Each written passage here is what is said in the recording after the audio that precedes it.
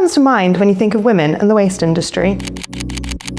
This International Women's Day, we're taking a moment to celebrate women's achievements, reflect on gender equality, and think about the actions we can take to build a fairer world.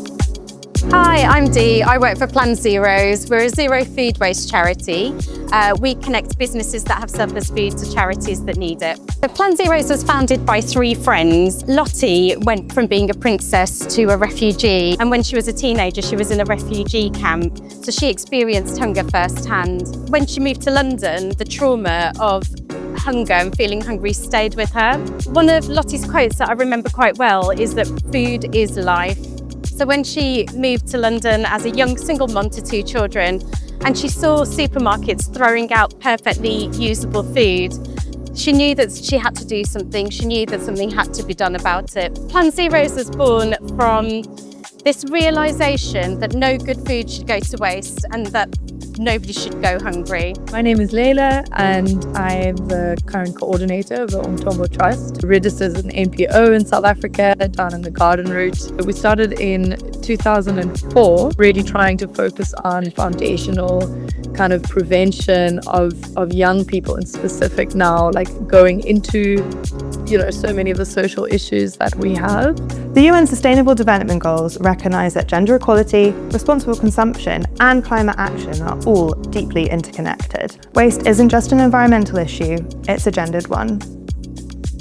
We work with frontline charities that help people that are experiencing social exclusion, people that are suffering with mental health, charities that support victims of domestic violence. With domestic violence charities, the majority of people that use these services are women. In general, in a lot of our communities in South Africa, and I'm sure all over the world, is that women are the backbone of our local communities. They know so much about what's going on. They have so much insight into specifically the youth. Globally, women and girls are more likely to feel the effects of poor waste systems, whether that's from increased exposure to waste and pollution, higher health and safety risks from waste, environmental and climate issues, or unequal professional and leadership opportunities in the industry. The majority of the people in our towns don't want the litter to be there, and so the youth also unpack that and what it makes them feel and the emotional effects of having litter in their streets. And really, really important that women are especially in positions of making decisions on a community level because of those insights, and so often their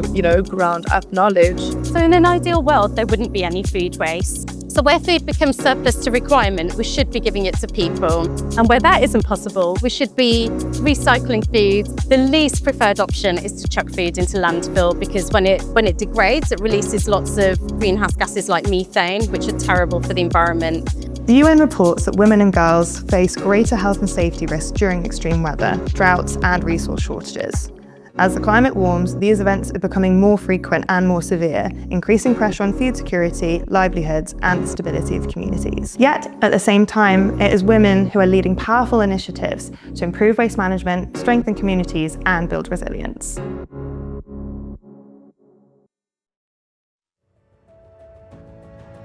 I'm seeing a lot of access for women, which is amazing, and a lot more women are getting access to land, access to those resources. They're making more decisions.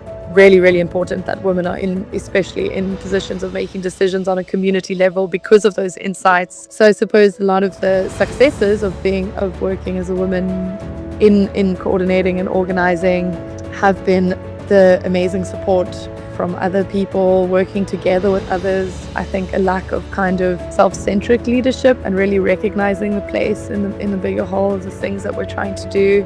And what really, really gives me hope is the young people that I work with. They want good spaces to live that are beautiful and waste-free and socially cohesive.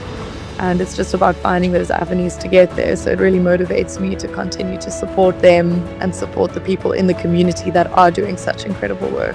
I personally believe that it's lots of small actions by lots of people that create big change. And it's just fantastic working for an organisation where we are contacted by so many people who ultimately want to reduce their contribution to waste, whether it's food or non-food. And that gives me lots of hope that everybody wants a better world.